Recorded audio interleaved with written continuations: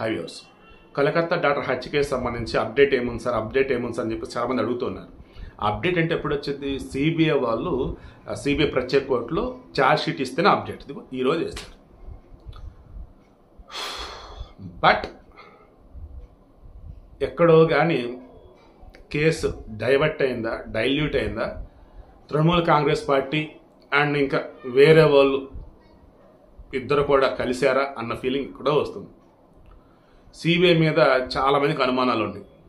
ఇక్కడ కూడా ఆల్మోస్ట్ మళ్ళీ అటువంటి అనుమానమే వస్తుంది. మళ్ళీ నేను సిబిఐని డైరెక్ట్ తప్పట్లేని పరిస్థితి, ఎందుకంటే యాజ్ ఎ జర్నలిస్ట్ ఉన్నాను కాబట్టి. బట్ మీ ఒపీనియన్ కింద కామెంటో తెలియచాడు. ఫస్ట్ థింగ్, ఛార్జ్ షీట్లో ఉన్నది ఆమె మీద గ్యాంగ్ రేప్ జరగలేదు.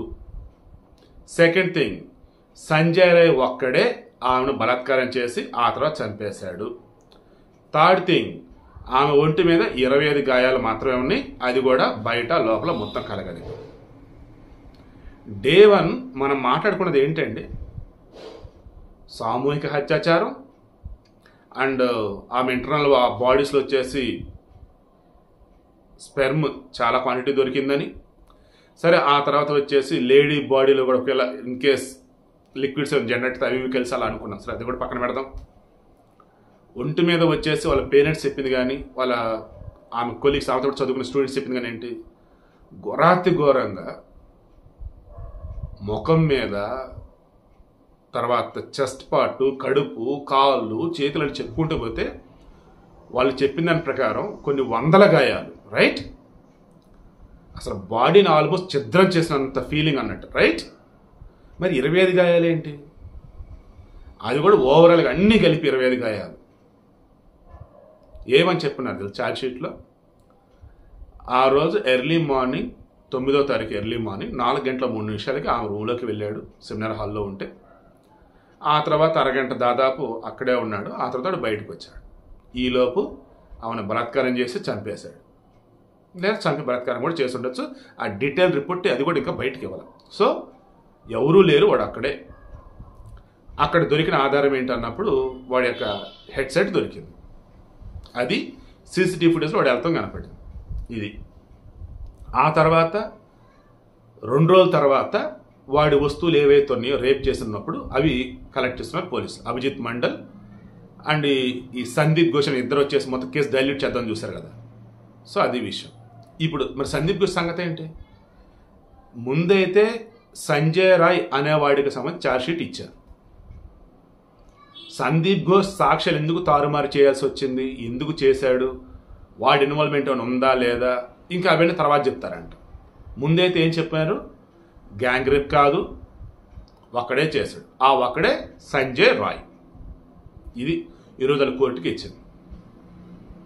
సందీప్ ఘోష్ అనేవాడికి సంబంధించి ఈ అమ్మాయి విషయంలో మనం మాట్లాడుకున్నది, వాడికి ఉరిశిక్ష పడే అవకాశం కూడా ఉందని మాట్లాడుకున్నది ఏంటి?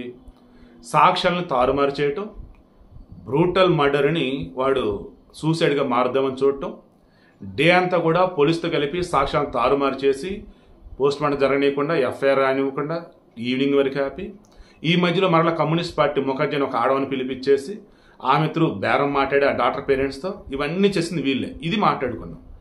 ఈ రేపుకి సంబంధించి అనుకున్నప్పుడు ఏంటి మనం అనుకున్నది? వేరే వాళ్ళు చేసి సంజయ్ రాయ్ని పిలిపించి ఉండొచ్చు. సంజయ్ రాయ్ కూడా అదే చెప్పాడు కదా, నేను వెళ్ళేసరికి ఆమె గాయాలతో ఉంది, నాకు భయం వేసిన బయటికి పరిగెట్టా, ఆ పరిగెట్టేటప్పుడు నా బ్లూటూత్ అక్కడ పడిపోయింది, నా హెడ్సెట్ పడిపోయిందని వాడు చెప్పాడు. బట్ అది అంత అబద్ధం చెప్తున్నారు. బట్ నిజం వచ్చేసి ఇది అని చెప్పేసి ఈరోజు ఛార్జ్ షీట్ ఇచ్చున్నారు. సో మీరు చెప్పండి, ఈ విషయంలో ఆ అమ్మాయికి న్యాయం జరిగిద్దా జరగదా? సిబిఐ చెప్తుంది నిజమా కాదా? టీఎంసీతో ఏమైనా లాలూచి పడ్డారా? లేదన్నప్పుడు ఏం జరుగుతుంది?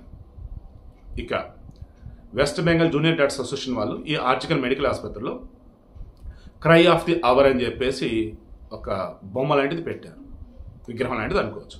అది ఆ జూనియర్ డాక్టర్ని ఉద్దేశించి పెట్టింది, ఆమె రూపం కాదు అది. అండ్ అక్కడ తిలోత్తమ అనే పేరు పెట్టారు. నేను డే 1 వీడియో తిలోత్తమ అని చెప్పేసి, ఆ తర్వాత ఎవరో చెప్పుకున్నారు పేరు తిలోత్తమ కదండి, సో అండ్ సో అని చెప్పేసి. తిలోత్తమ అనే పేరేంటి? ఫస్ట్ ఆమె చనిపోయింది కాబట్టి, ఘోరంగా చంపబడింది కాబట్టి, రేప్ చేసి చంపున్నారు కాబట్టి, సో విక్టిమ్ పేరు బయటకు రాకూడదు కాబట్టి అప్పటికప్పుడు పెట్టిన పేరు అంటది వెస్ట్ బెంగాల్ గవర్నమెంట్ తిలోత్తమ. ఆ తర్వాత సెంట్రల్ గవర్నమెంట్ కావచ్చు, సుప్రీంకోర్టు, దేశం అంతా వచ్చేసి అభయ అన్నారు.